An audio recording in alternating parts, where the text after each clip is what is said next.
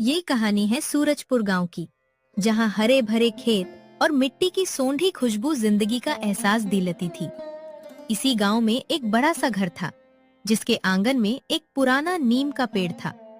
ये घर था रामाकांत जी का, जिन्होंने अपनी पूरी जिंदगी इज्जत और मेहनत से कमाई थी। उनके दो पोते थे, राहुल और अरब। राहुल ने हमेशा मिट्टी को अपना सब कुछ माना, जबकि अरब शहर जाकर पढ़ाई पूरी कर चुका है और उसके ख्वाब इस गांव की सीमाओं से बहुत बड़े हैं। सुबह का वक्त है। आंगन में दादाजी आराम कुर्सी पर बैठे हैं और भजन सुन रहे हैं। राहुल खेत पर जाने की तैयारी कर रहा है। तभी अरब शहर से वापस लौटता है। अरब, आ गया तू? देख तेरा चेहरा कितना उतर गया है शहर की धूप में। मीना, ओ मीना, जरा अरब के लिए ठंडा पानी लेकर आ। हाँ भैया, बस अभी पहुंचा। शहर की भीड़ और गर्मी से दिमाग खराब हो गया था। दादाजी प्रणाम। जीते रहो बेटा। पढ़ाई पूरी हो गई तेरी? अब तो गांव में ही रहेगा ना हमारे पास। दादाजी पढ़ाई तो पूरी हो गई है, पर गांव में रहने का अभी कुछ सोचा नहीं है। मुझे आपसे और भैया से एक जरूरी बात करनी है। पहले पानी पियो अरब, बात तो होती रहेगी। तुम्हारे लिए तुम्हारी पसंद के आलू के परांठे बनाए हैं। शुक्रिया भाभी, पर सच बताऊं तो मुझे अब इस गांव की शांति से ज्यादा शहर की रफ्तार पसंद आने लगी है। मैं यहाँ रुकने नहीं, बल्कि एक नया बिजनेस शुरू करने के लिए अपना हिस्सा मांगने आया हूँ। अरब की इस एक बात ने आंगा की शांति को जैसे पाल भर में खत्म कर दिया।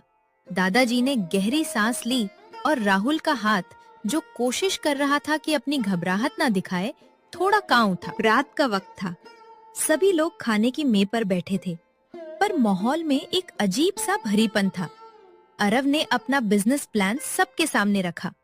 वो गांव की जमीन का एक बड़ा हिस्सा बेचकर शहर में एक बड़ी टेक कंसल्टेंसी शुरू करना चाहता था। अरब, तू जानता है ना कि ये जमीन हमारे लिए सिर्फ मिट्टी नहीं है, ये दादाजी की पूरी जिंदगी की कमाई है।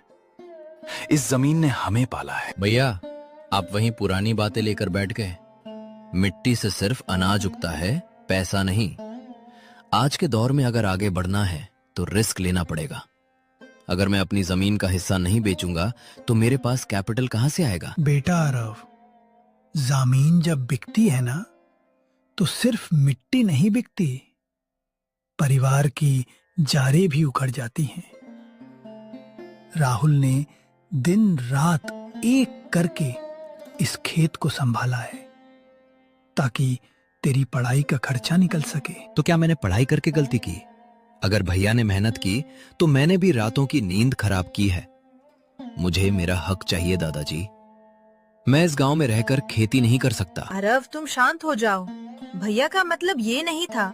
हम सब तुम्हारी कामयाबी चाहते हैं, पर जमीन बेचना। भाभी, आप बीच में मत बोलिए। ये मेरे और भैया के बीच का मामला है। अरब की ये बात राहुल को चुभ गई। मीना के लिए ऐसी बात उसने पहले कभी नहीं सुनी थी। राहुल खड़ा हो गया और उसने अरब की आंखों में देखा। उन दोनों के बीच अब एक ऐसी लकीर खींच चुकी थी जिसे मिटाना आसान नहीं था। अगली सुबह अरब गांव के चौराहे पर बैठा था, तभी वहां श्याम आया। श्याम का काम ही था लोगों के घरों में झगड़े करवाना और अपना फायदा निकालना। उसने देखा कि अरब परेशान है, तो उसने मौके का फायदा उठाया। क्या बात है अरब बाबू, बड़े परेशान दिख रहे हो। शहर से आए हो, फिर भी चेहरे पर उदासी। कुछ नहीं श्याम काका, बस घर में जमीन को लेकर थोड़ी बहस हो गई। मैं बिजनेस शुरू करना चाहता हूँ, पर भैया जमीन बेचने नहीं दे रहे। अरे बेटा, राहुल को क्यों दोगे अपनी जिंदगी का फैसला करने का हक? वो तो चाहेगा ही कि तू यहाँ रहे और उसके नीचे काम करे। जमीन पर तेरा भी उतना ही हक है। अगर सीधे तरीके से नहीं मानते तो कानूनी बंटवारा मांग लो। मेरा एक पहचान का वकील है शहर में। कानूनी बंटवारा? पर दादाजी को बुरा लगेगा। एक बार बिजनेस चल गया ना, तो दादाजी सब भूल जाएंगे।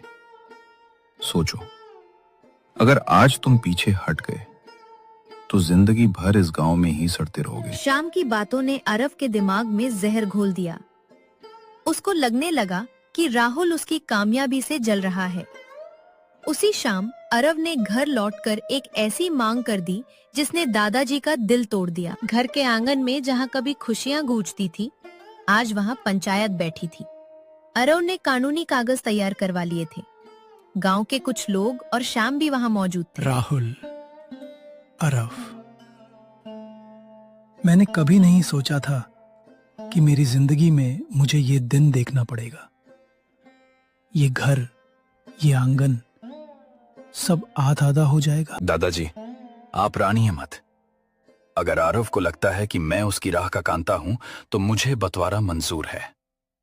पर आरव, याद रखना, जमीन तो बात लोगे, पर इस दिल का क्या करोगे? भैया, जज्बाती बातें करने का अब कोई फायदा नहीं है। ये कागज है। इस तरफ की जमीन और घर का पूर्वी हिस्सा मेरा होगा और पश्चिमी हिस्सा आपका। मैं अपनी जमीन श्याम काका के पहचान वाले एक बिजनेसमैन को बेच रहा हूँ। अरव, तुम उस श्याम पर भरोसा कर रहे हो जो पूरे गांव में सबसे बड़ा धोखेबाज है। वो तुम्हारा इस्तेमाल कर रहा है। भाभी, मैंने कहा ना कि मुझे किसी की सलाह नहीं चाहिए। मुझे मेरा पैसा चाहिए और मैं शहर जा रहा हूँ। कागजों पर दस्तखत हो गए। घर के बीचों बीच एक दीवार खींच गई। अरव ने अपनी जमीन बेच दी और पैसे लेकर शहर चला गया। राहुल ने रोते हुए दादाजी को संभाला। जमीन का एक टुकड़ा बिक चुका था और उसके साथ ही परिवार की खुशी भी चली गई थी। 2 साल बीत गए। अरव ने शहर में एक बड़ा ऑफिस खोला, अच्छी गाड़ी खरीदी और शुरुआत में बहुत पैसा कमाया। पर बिजनेस की दुनिया इतनी आसान नहीं होती। श्याम ने जिस बिजनेसमैन से अरव की मुलाकात करवाई थी, उन्होंने मिलकर अरव के साथ एक बड़ा धोखा किया। अरव के सारे पैसे डूब गए और उस पर कर्ज का बोझ बढ़ गया। शहर के एक छोटे से कमरे में अरव अकेला बैठा। ये क्या हो गया? मैंने सब कुछ खो दिया। श्याम ने मुझे लूट लिया। अब मेरे पास ना पैसे हैं, ना घर और ना ही भैया। मैंने उनके साथ कितना बुरा किया था। किस मुंह से वापस जाऊंगा? वहीं दूसरी तरफ सूरजपुर गांव में राहुल ने दिन रात मेहनत की। उसने नई खेती की तकनीक अपनाई और ऑर्गेनिक फार्मिंग शुरू की। उसका काम इतना अच्छा चला कि उसने न सिर्फ अपनी जमीन को हरा भरा रखा, बल्कि जो जमीन अरव ने बेची थी उसे भी वापस खरीद लिया। राहुल बेटा, मेरी एक आखिरी इच्छा पूरी करेगा? आप जो बोलेंगे दादाजी, मैं वही करूंगा। आप बस ठीक हो जाइए। अरव को ढूंढ के ला। मुझे पता है वो मुश्किल में है। एक भाई चाहे कितना भी दूर चला जाए, पर खून का रिश्ता कभी खत्म नहीं होता। उसे माफ कर देना बेटा। मैं जरूर लेकर आऊंगा उसे दादाजी। वो मेरा छोटा भाई है। राहुल शहर गया और उसने अरव को एक छोटे से अंधेरे कमरे में पाया। अरव पूरी तरह टूट चुका था। जब उसने राहुल को अपने सामने देखा तो उसे अपनी आंखों पर यकीन नहीं हुआ। भैया, मुझे माफ कर दीजिए। मैंने घमंड में आकर सब कुछ बर्बाद कर दिया। मैंने आपका दिल दुखाया, दादाजी का दिल दुखाया। मैं इस काबिल नहीं हूं कि आपका भाई कहलाऊं। पागल है क्या? भाई कभी पराया नहीं होता। तूने गलती की, पर तू मेरा भाई है। चल घर वापस, दादाजी तेरा इंतजार कर रहे हैं। पर भैया, वो जमीन जो मैंने बेच दी थी? वो जमीन हमारी ही है। मैंने उसे वापस खरीद लिया है। तेरा हिस्सा तेरा ही है आरव। दोनों भाई गांव लौटे। जब आरव घर पहुंचा तो उसने देखा कि बीच की दीवार तोड़ दी गई थी। दादाजी आंगन में लेटे हुए थे। आरव को देखकर उनकी आंखों में चमक आ गई। दादाजी, मैं वही पुराना आरव हूँ। मुझे माफ कर दीजिए। अब मुझे सुकून है। ये दीवार जो तुमने तोड़ी है, इसे अब कभी मत बनने देना। हमेशा साथ रहना। अब सब ठीक हो गया है। हम फिर से एक परिवार हैं। दादाजी ने सुकून से अपनी आंखें बंद कर ली। उन्होंने देखा कि उनके दोनों पोते एक साथ खड़े थे। आरव ने समझ लिया था कि शहर की चमक धमक से कहीं ज्यादा कीमती परिवार का प्यार और मिट्टी की जदोई में होता है। दोनों भाइयों ने मिलकर खेती को नए मुकाम पर पहुंचाया और सूरजपुर में फिर से खुशियां लौटाई।